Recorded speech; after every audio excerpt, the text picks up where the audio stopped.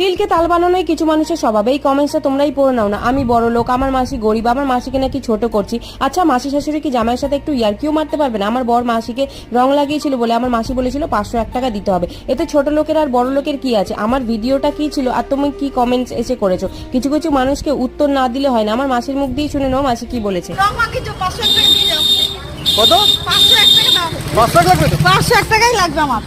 তোমরা এর আগের ভিডিওটা দেখো, বুঝো, কমেন্টসটাও পড়ো, আমিও রিপ্লাই দিয়েছিলাম সেটাও দেখো। তো যাই হোক, হোলির দিন দেখো বাড়িতে এসে সিনুকে আবির লাগিয়ে ওকে স্নান করি, নতুন জামা প্যান্ট পরে দিয়েছি। তারপরে সোনার একটা জ্যাঠা আসলো, সোনা জ্যাঠাকে আবির লাগালো। সোনা কিন্তু স্নান হয়ে গেছিল। আর অনেকেই জিজ্ঞেস করছো সোনার চোখে আবির ঢুকেছিল কেমন আছে। সোনার চোখ এখন ভালো আছে। তারপর দেখো ওর জ্যাঠাকে আবির লাগিয়ে দিল। তারপরে ঠাম্মাকে একটু টিপ পরিয়ে দিল। সবারই স্নান হয়ে গেছে, আমারও স্নান হয়ে গেছে। সোনা আবার আমার পায়ে দিয়ে দিল একটুখানি আবির। তারপরেই বসে পড়লাম লাঞ্চ করতে। তো এইভাবেই হোলিটা কাটলো। আর কিছু কিছু মানুষ আছে ফেক অ্যাকাউন্ট দিয়ে লোককে বাজে কমেন্ট করতে চলে আসে। আমি বাজে কমেন্টের রিপ্লাই দিই না, কিন্তু আজকে দিতে বাধ্য হলাম।